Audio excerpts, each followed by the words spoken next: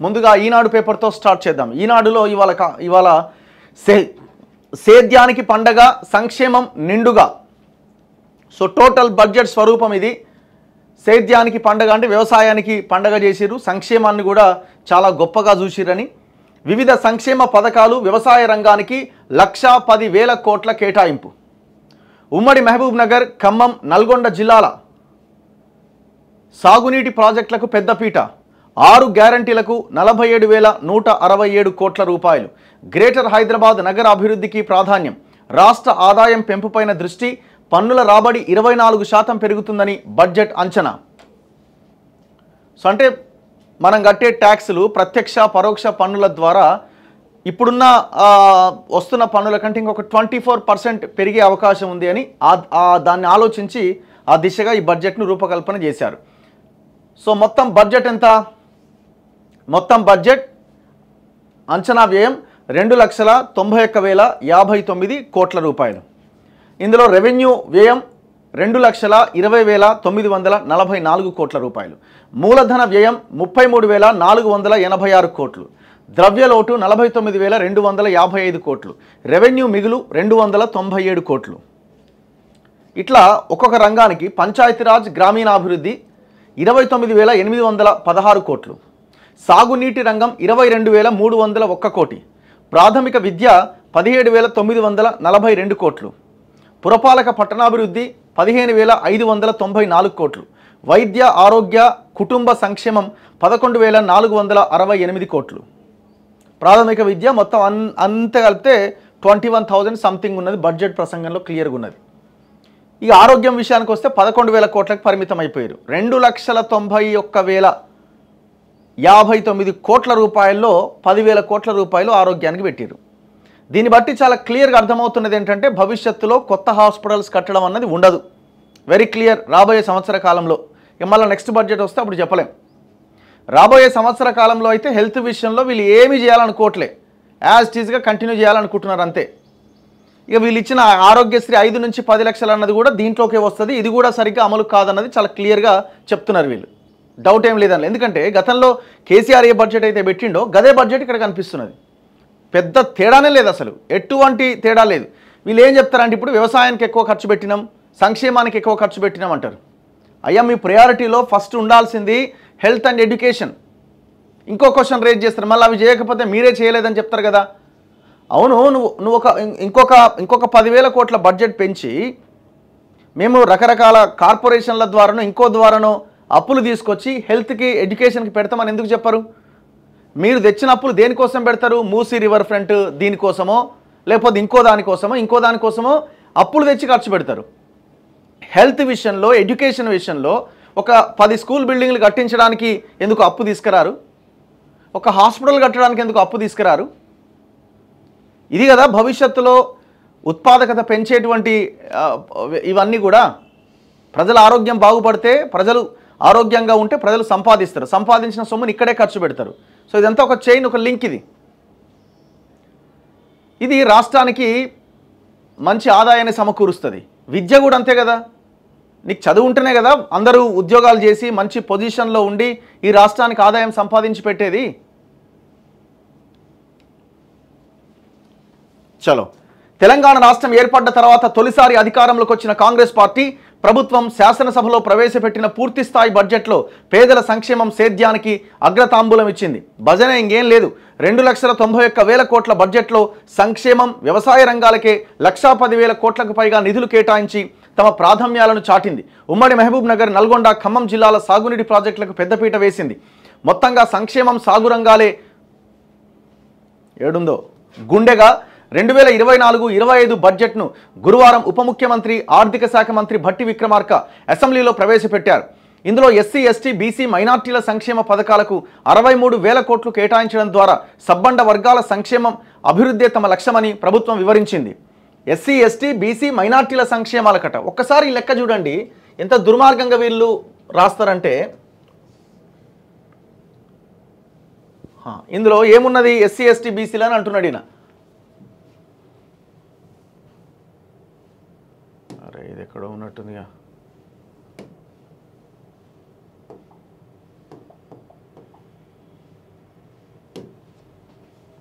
సరే,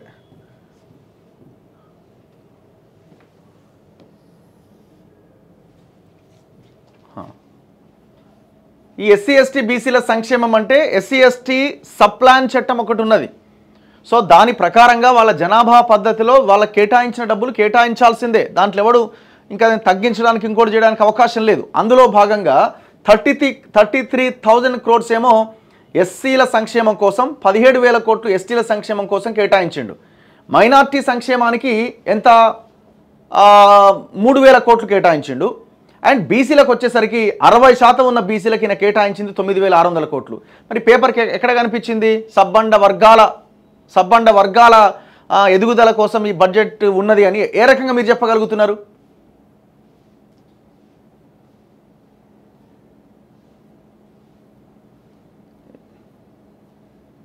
ఇది నిన్నటి బడ్జెట్ ప్రసంగం కాపీ, ఇది చూపిస్తాను నేను.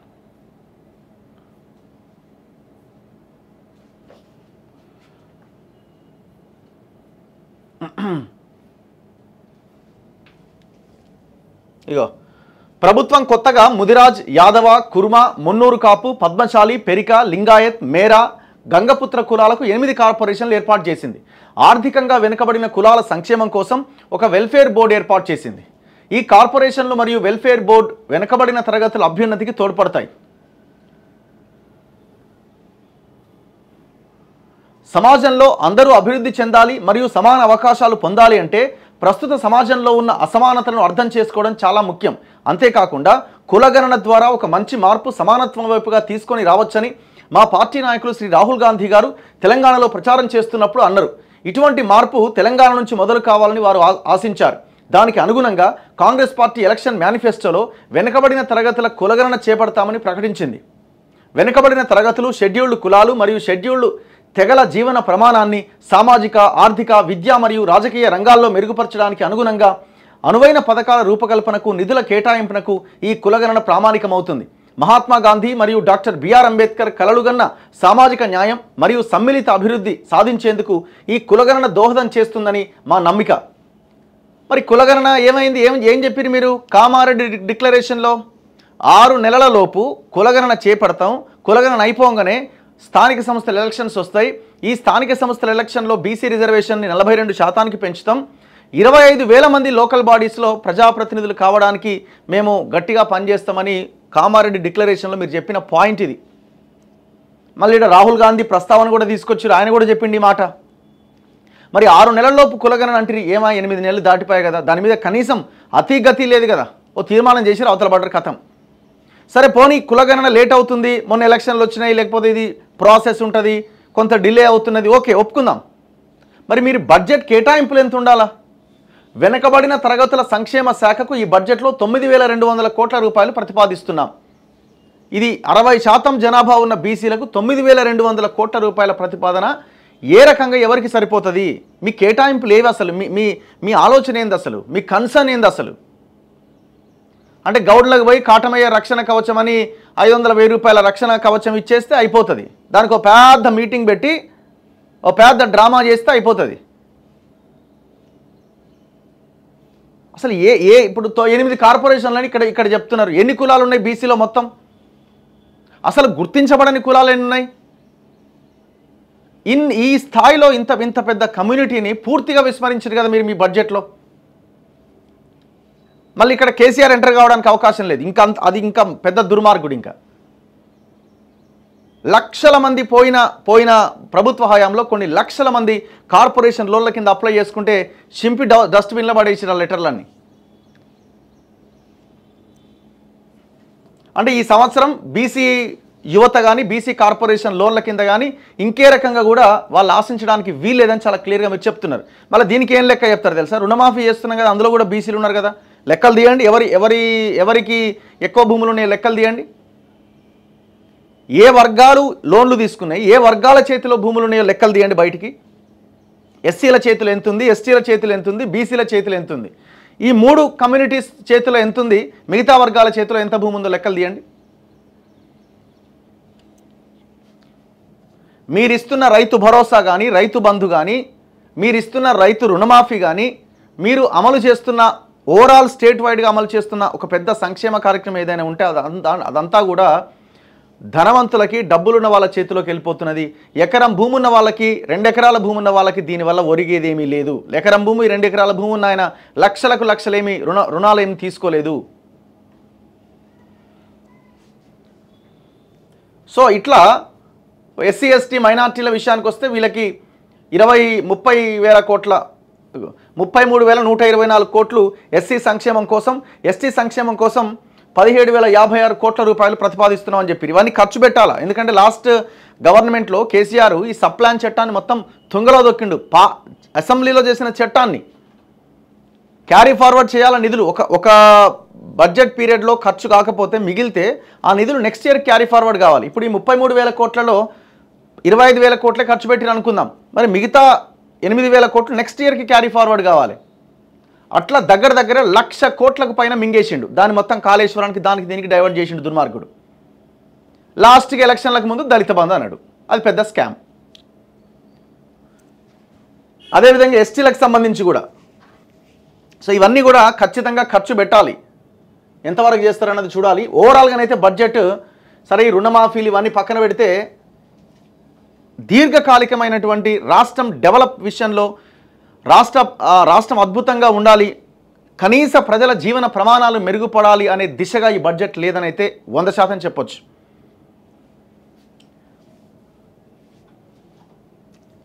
నెక్స్ట్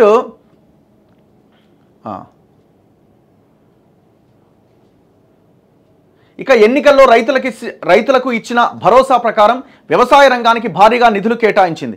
6 గ్యారంటీల అమలుకు నిధుల కేటాయింపును సర్కారు ప్రాధాన్యాంశంగా చేపట్టింది. వీటికే ప్రత్యేకంగా 47,167 కోట్లను ఇవ్వడం ఇందుకు నిదర్శనం. రాష్ట్ర ఆదాయానికి కీలకమైన గ్రేటర్ హైదరాబాద్ అభివృద్ధిపైన శ్రద్ధ చూపుతూ 10,000 కోట్లను ప్రత్యేకించింది. ఇప్పుడు ఇందులో ఈ 10,000 కోట్లలో మీరేం చెప్తున్నారు? మూసి అని ఒక దాన్ని తెర మీద కేసుకున్నారు. ఇది మరో కాళేశ్వరం కాబోతున్నది, రాసి పెట్టుకోండి. ఒకవేళ కనుక వీళ్ళు 1,50,000 కోట్లు ఖర్చు పెడితే ఈ బడ్జెట్లో వీళ్ళు 1,500 కోట్లే కేటాయించారు. మరి 1,500 కోట్లు మూసికి ఇప్పుడు తక్షణమే వచ్చిన ఇబ్బంది ఏముంది?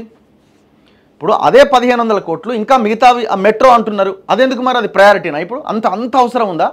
ఎయిర్పోర్ట్కి ఇప్పుడు మెట్రోకి వెళ్ళలేకుండా అక్కడే ఉండిపోతున్నారా? ఏమైనా ఫ్లైట్లు ఏమైనా మిస్ అవుతున్నాయా? ప్రయారిటీ ఏంటి?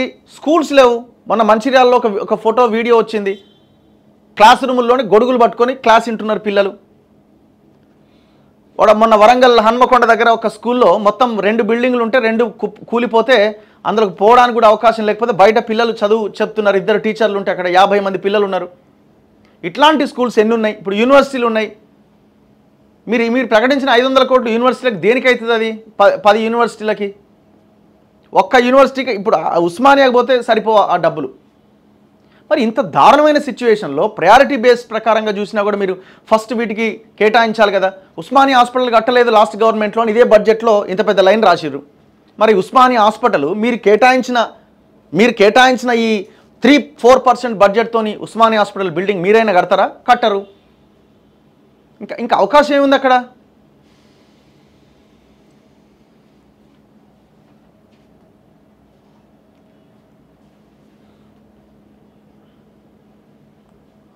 అభివృద్ధి పనులకు సంబంధించిన ప్రధాన పథకాలకు నిధులు పెద్ద మొత్తంలో దక్కినాయి. రోడ్లు, విద్యుత్ వంటి మౌలిక సదుపాయాల అభివృద్ధికి కొన్ని పాలసీలు తీసుకురాబోతున్నట్టు ప్రభుత్వం స్పష్టం చేసింది. ప్రతి గ్రామం నుంచి మండలానికి, అక్కడి నుంచి జిల్లా కేంద్రానికి డబుల్ రోడ్లు, అక్కడి నుంచి హైదరాబాద్కు 4 వరుసల తారు రోడ్లు నిర్మించేందుకు సమగ్ర ప్రణాళికతో ముందుకెళ్లాలని కృతనిశ్చయంతో ఉన్నట్లు వివరించింది. మొత్తం అన్ని పథకాలకు కలిపి 1,55,000 కోట్లకు పైగా కేటాయించింది. ఈ పథకాల ద్వారా పేదలకు అధిక లబ్ధి చేకూరడమే కాకుండా అభివృద్ధి పరుగులు తీస్తుందని ప్రభుత్వం ధీమా వ్యక్తం చేస్తున్నది. వనరుల పరిమితులున్న రాష్ట్ర ఆదాయం 2,90,000 కోట్లకు పైగా సాధించాలని ప్రభుత్వం బడ్జెట్లో ఒక లక్ష్యాన్ని పెట్టుకున్నది. ఈ రాబడి లక్ష్య సాధన పైన ప్రత్యేక శ్రద్ధ పెట్టి అన్ని పథకాలకు కలిపి 2,91,00,000కు పైగా ఖర్చు పెట్టాలని నిర్ణయించింది. గతేడాది శాసనసభ, పార్లమెంట్ ఎన్నికలు ఉన్నందున యంత్రాంగం దాదాపుగా 5-6 నెలలు ఎన్నికల ప్రక్రియపైన దృష్టి పెట్టడంతో ఆదాయం పెద్దగా పెరగలేదని ఆర్థిక శాఖ వివరించింది. సాధారణంగా ఒక ఏడాది ఆదాయం పెద్దగా పెరగకపోతే మరుసటి సంవత్సరం భారీగా పెరగడం సహజమని, అందుకే ఈ ఏడాది పన్నుల ద్వారా ఆదాయంలో 24% పైగా వృద్ధి రేటు నమోదవుతుందని ఈ శాఖ ధీమా వ్యక్తం చేస్తోంది. 2022-23 పన్నుల ద్వారా 1,06,000 కోట్ల ఆదాయం రాగా గత ఏడాది బడ్జెట్లో తొలుత 1,31,000 కోట్లు దాటవచ్చని గత ప్రభుత్వం అంచనా వేసింది. కానీ ఎన్నికల హడావుడి కారణంగా ఆదాయం పెంపుపైన దృష్టి పెట్టే అవకాశం యంత్రాంగానికి లేకపోవడంతో చివరికి 1,11,000 కోట్లే వచ్చినట్లు సవరణ బడ్జెట్ తెలిపింది. ఎప్పుడు గతంలో కేసీఆర్ ఉన్న సమయంలో అంటే దగ్గర 20,000 కోట్లు రాలే. ఈ సవరణ మొత్తం పైన మరో 24% పెరిగి ఈ ఏడాది 1,38,000 కోట్లు రావచ్చని తాజా బడ్జెట్లో ప్రభుత్వం అంచనా వేసింది. గత ఏడాది పన్నుల ద్వారా ఆదాయం వృద్ధి రేటు తక్కువగా ఉండడానికి ఎన్నికలే కారణమని, ఈ ఏడాది ఆ పరిస్థితి ఉండదని ప్రభుత్వం ప్రత్యేక శ్రద్ధతో వారం సమీక్షలు జరిపి సంస్కరణలు తెస్తున్నందున 24% వృద్ధి సాధిస్తామని ధీమా వ్యక్తం చేసింది. ఇక పన్నేతర ఆదాయం గత ఏడాది 23,819 కోట్లు రాగా ఈ ఏడాది 35,000 కోట్లు వస్తుందని అంచనా వేసింది. రాష్ట్ర రెవెన్యూ రాబడి పద్దు కింద వచ్చే మొత్తం 2,21,000 కోట్లలో పన్నుల ద్వారా ఆదాయం 1,38,000 కోట్లు, పన్నేతర ఆదాయం 35,208 కోట్లు అత్యంత కీలకం. సంక్షేమ పథకాలకు ఈ నిధులు కీలకంగా మారబోతున్నాయి. ఇక మద్యం పైన ఎక్సైజ్ సుంకం పద్దు కింద వచ్చే ఆదాయం గతేడాదితో పోలిస్తే 20,298 కోట్ల నుంచి 25,617 కోట్లకు చేరుతుందని అంచనా వేసింది. అంటే బెల్ట్ షాపులు తీసేయము, ఇంకా పెంచుతామని ఓపెన్గా చెప్తున్నారు. Very clear. ఇది రాష్ట్రం అభివృద్ధి. రుణమాఫీ చేసినాం, రైతు బంధు ఇచ్చినాం, అన్ని ఎత్తుకపోయి మళ్ళీ వైన్ షాపులలో పెట్టుర్రి.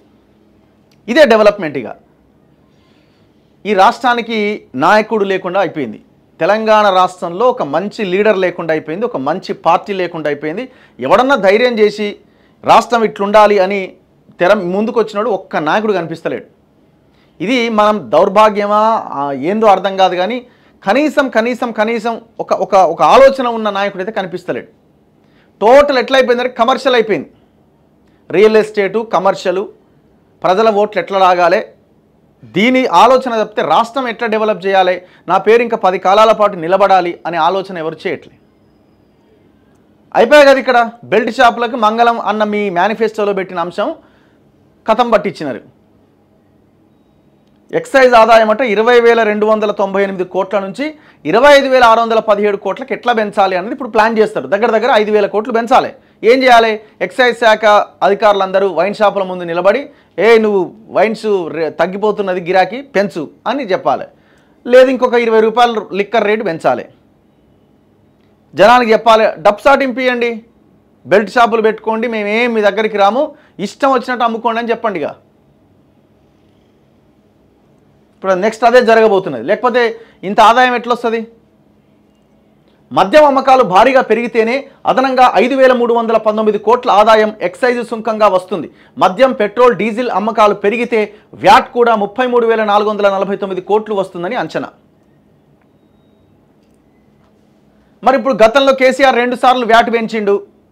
ఆ దుర్మార్గుడే నేను పెంచలే, నేను ఇంకా ఏం చేయలేదు, కేంద్రమే చేస్తున్నది మొత్తం అని మాట్లాడిండు. మరి ఇప్పుడు మీరు అధికారంలోకి వచ్చారు కదా, చలో ఇప్పుడు తగ్గించండి వ్యాటు. తగ్గించరు. ఇగో ఆ ఆదాయాన్ని ఇంకా పెంచుకోవడానికి ప్రయత్నం చేస్తున్నారు. కేంద్రం నుంచి వచ్చేనా? రాష్ట్ర రెవెన్యూ రాబడిలో మరో కీలక పద్దు కేంద్రం నుంచి వచ్చే గ్రాంట్లు. కేంద్రం అమలు చేసే పలు కేంద్ర ప్రాయోజిత పథకాల కింద గత ఏడాది 41,000 కోట్లు వస్తాయనుకుంటే చివరికి 9,729 కోట్లే వచ్చాయి. దీంతో ఈ ఏడాది పద్దు మొత్తాన్ని తగ్గించి 21,636 కోట్లు వస్తాయని బడ్జెట్లో అంచనా వేశారు. కానీ కేంద్రం నుంచి గత 3 సంవత్సరాల్లో ఏ ఒక్క ఏడాదిలో ఈ స్థాయిలో నిధులు రాలే. ప్రస్తుత ఆర్థిక సంవత్సరంలో ఇక మిగిలిన 8 నెలల్లో 21,636 కోట్లు కేంద్రం విడుదల చేస్తేనే బడ్జెట్ ఆదాయ అంచనాల వ్యయాల లక్ష్యాలు నెరవేరుతాయి. మరి అవకాశం ఉందా? కనబడట్లే. అప్పులే ఆదుకునేది. రాష్ట్ర ఆదాయంలో పద్దులో అప్పులు అత్యంత కీలకంగా మారినాయి. అప్పులను కూడా రాష్ట్ర ఆదాయం పేరుతో బడ్జెట్లో చూపిస్తున్నారు. ప్రస్తుత ఆర్థిక సంవత్సరంలో 62,212 కోట్ల రుణాలు సేకరిస్తామని బడ్జెట్లో రాష్ట్ర ప్రభుత్వం తెలిపింది. 62,000 కోట్లు అప్పుల ద్వారా తీసుకొస్తామని. వీటితో కలిపితేనే రాష్ట్ర ఆదాయం 2,90,000 కోట్లు దాటుతుందని అంచనా. అంటే వచ్చే ఆదాయము అప్పులు కలిపితేనే దాన్ని ఆదాయం కింద చూపించారనమాట. అదే ఇప్పుడు వీళ్ళు చెప్తున్న 2,90,000 కోట్లు బడ్జెట్ వచ్చేంత 2,91,000 కోట్లు బడ్జెట్. గత ఏడాది 51,566 కోట్ల రుణాలు తీసుకోగా ఈ ఏడాది అంతకన్నా మరో 10,646 కోట్లను అదనంగా తీసుకోవాలని నిర్ణయించింది. అయినా ఈ సొమ్మును రాష్ట్ర ప్రభుత్వం పథకాలకు కానీ అభివృద్ధికి కానీ వినియోగించుకునే అవకాశం లేదని భట్టి విక్రమార్క స్పష్టం చేశారు.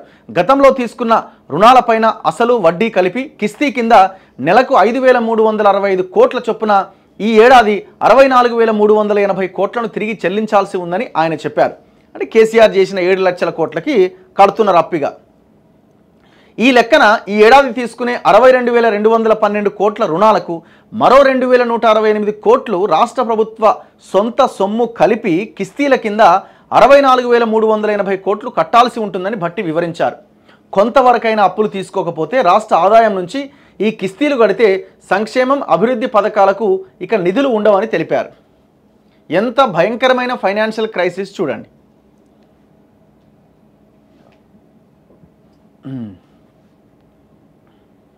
రాష్ట్ర ఆదాయం పైన వీళ్ళ అంచనాలు ఎట్లున్నాయి?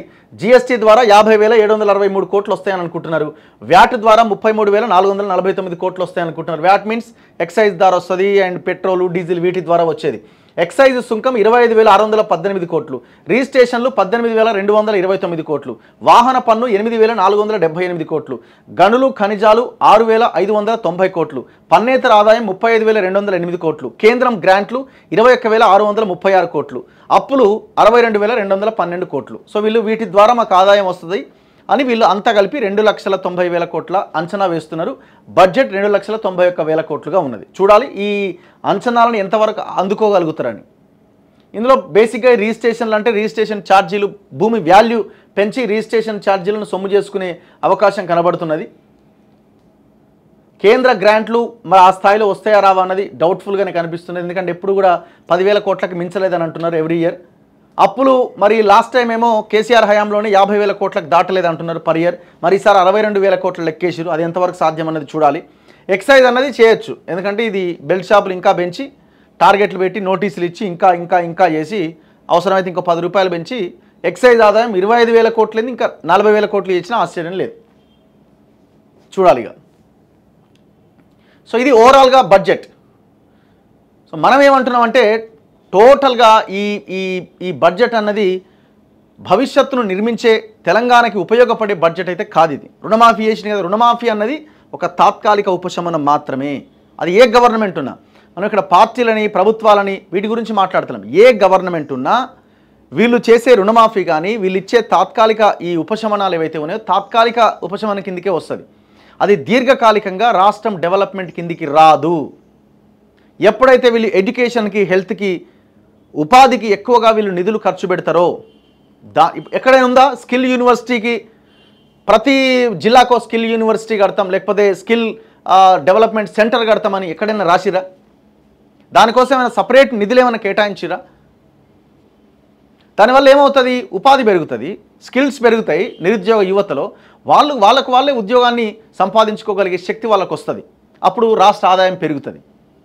ఇది ఒక పరిపాలకుడు చేసే పద్ధతి. కానీ వీళ్ళు హామీలు ఇచ్చున్నారు, 6 గ్యారెంటీలు అమలు చేయాలి, రుణమాఫీ చేయాలి, రైతు భరోసా, కథం వాళ్ళకే కొట్టుకపోతున్నారు. వీళ్ళు మళ్ళీ అసలు ప్రయారిటీ లేని అంశాలు మూసీని ముందలేసుకున్నారు, మెట్రోని ముందలేసుకున్నారు. మరి వాటికి ఎందుకు అంత తక్షణ అవసరం అర్థం కావట్లే. హైదరాబాద్కి 10,000 కోట్లు ఖర్చు పెట్టబోతున్నామని చాలా గొప్పగా చెప్తున్నారు. మరి అదే ఎడ్యుకేషన్ విషయంలో, హెల్త్ విషయంలో మేము ఇన్ని వేల కోట్లు ఖర్చు పెడుతున్నామని ఎక్కడ ఒక మాట లేదే. ఎక్కడ ఒక ఎమ్మెల్యే అదే అసెంబ్లీలో ఒక బల్ల సరిచిన ఒక దృశ్యం మేము చూడకపోతే 4% అండి, 3.8% హెల్త్కా అండి, ఆరోగ్యానికి ఇంత దుర్మార్గమా?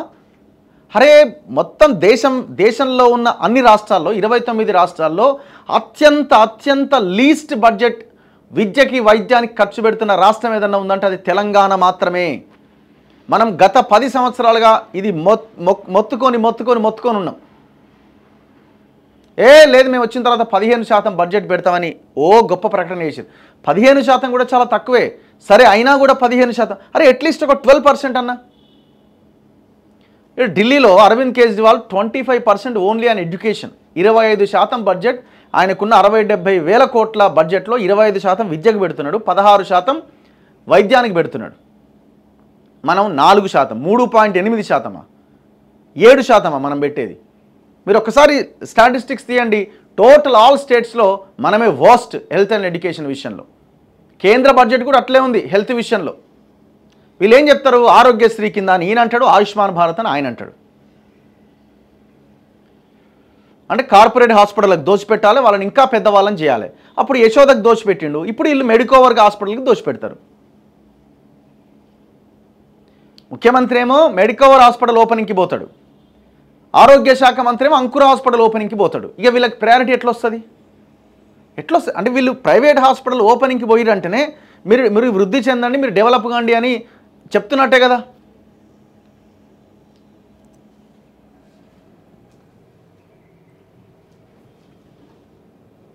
మనము ఏమైంది విద్య, ఏమైంది వైద్యం అని అడిగే రోజులు వస్తేనే ఈ పరిస్థితిలో మార్పు వస్తుంది. ప్రజలు ఈ రకమైన ఒత్తిడి తీసుకొస్తేనే దీంట్లో మార్పు వస్తుంది. ఇక లేకపోతే అంతే సంగతి.